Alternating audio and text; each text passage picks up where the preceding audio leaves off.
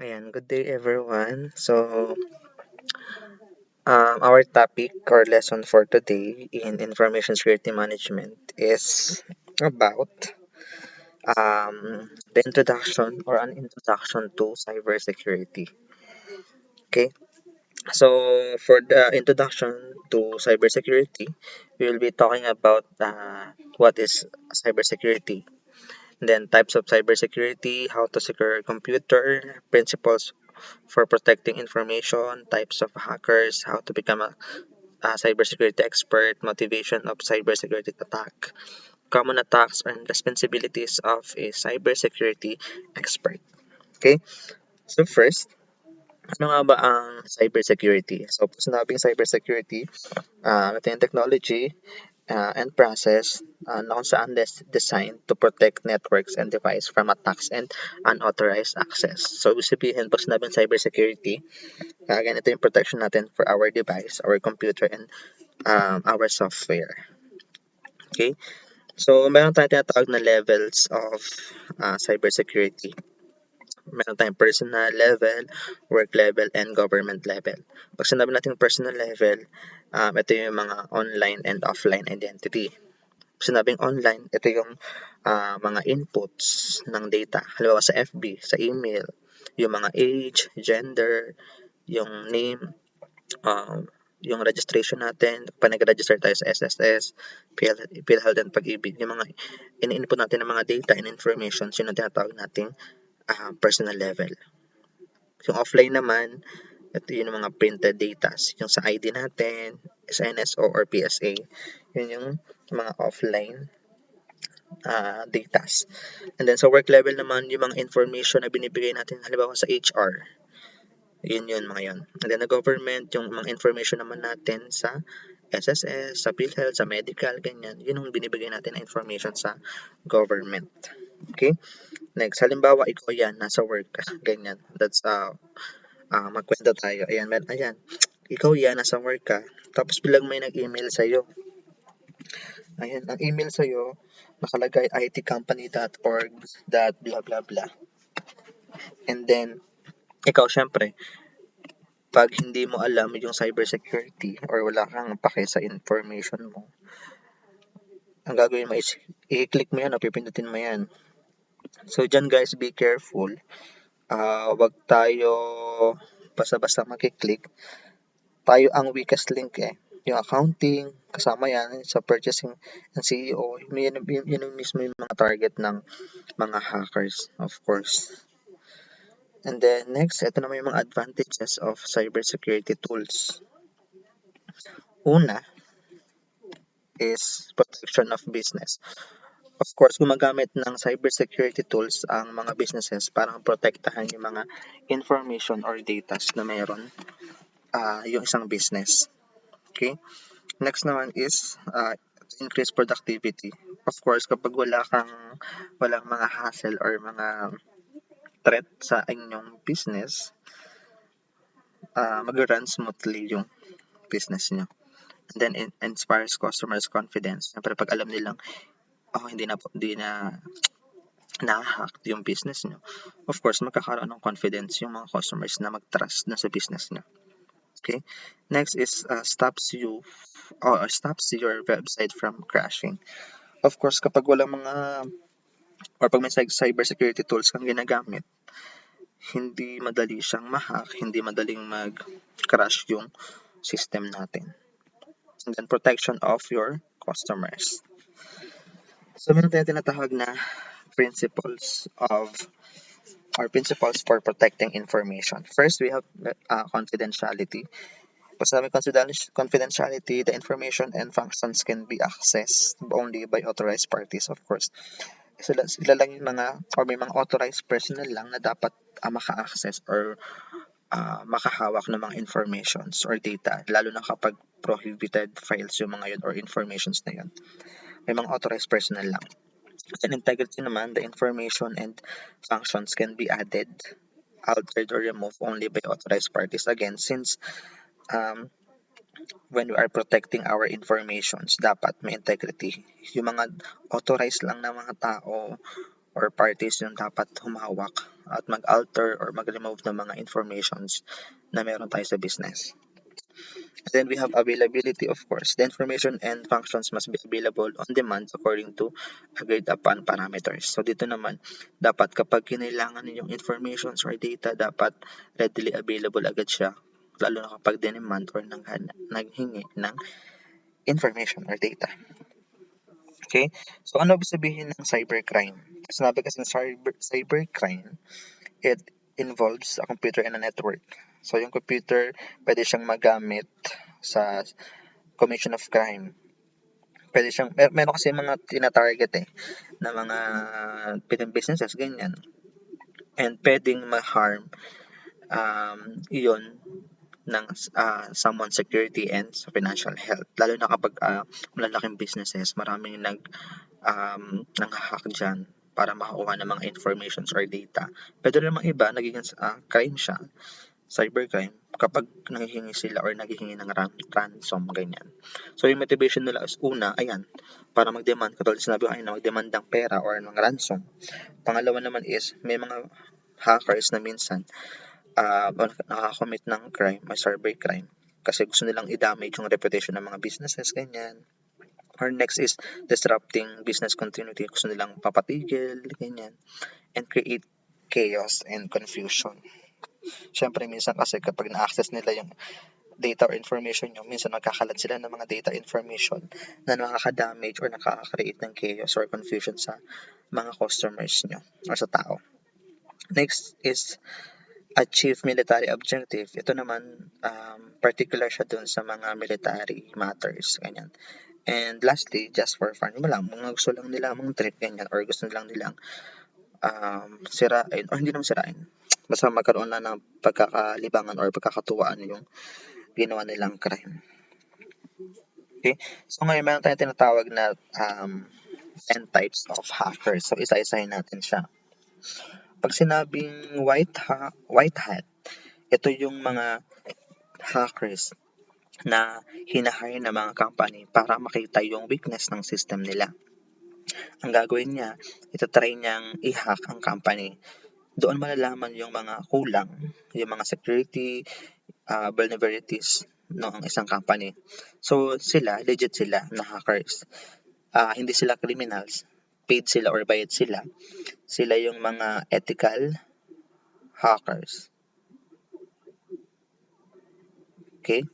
Next is black hat. Ito naman yung mga bad. Sila yung, ayun, kung merong white, mababait, sila naman yung counterpart ni white hat, mga black hat. Sila ay yung may motivations of cybercrime. Yun lang siya. And then we have the gray hat. Ito naman, ito yung sits in between ng white and black hat. So, nag-hack din sila ng mga government or companies, ng mga tao, pero wala silang intention na kuhanin ang informations or ikalat yung informations na nakuha nila. So, ang gusto lang nila is ipakita sa isang private firm na, uy, ito yung weakness mo, yung website mo kaya kong i-hack basta-basta, ganyan. Pero wala siyang kinuha or pinalitan na information. Parang nanggugulo lang siya, panggulo lang, ganun. And the next is script kiddies. Ito naman yung mga katulong ng senior hackers. Mga newbies sila, mga amateur sa pag-hack. So, pero meron ng created scripts or codes na kayang patakbuhin ng script kiddies. Alam ba, sasabihin sa kanya ng senior hacker, uy, ito gagawin mo. Ito yung i-attach mo, mag-email ka, threaten ka, ganyan. Pero meron silang social engineering skills. Kaya nilang manloko, mang-copy or manggaya ng email ng iba. Pero lahat yun ay, syempre, may tulong siya ng senior hackers. Next, we have green hat. Dito naman parang script kiddies lang din. Pero ang intention ng green hat is maging senior hacker. Diba kanina ang script kiddies katulong lang ng senior hacker. Dito naman ang motivation niya is or ang intention niya is maging senior hacker in the future. Ganun. And then we have the blue hat. Parang script kiddies lang din siya na green hat, ganun. Pero iba ang motivation niya. Hindi niya motivation na gumaling or maging senior hacker eh. Pero ang gusto niya ay manggulo lang talaga. Parang black hat ganun. Ang gusto niya lang is to gain popularity. Nag-iwan din sila ng pangalan ganun para at least makilala sila. Yun nga, for popularity lang.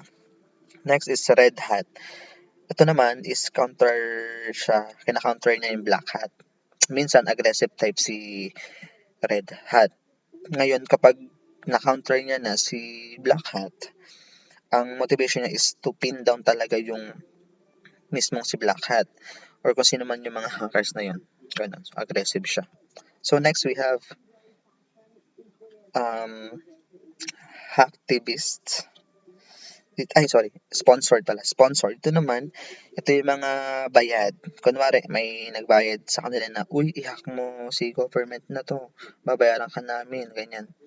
So, bayad sila. So, mga hack sila ng ibang companies. Ganun. And then we have hacktivist. Dito naman,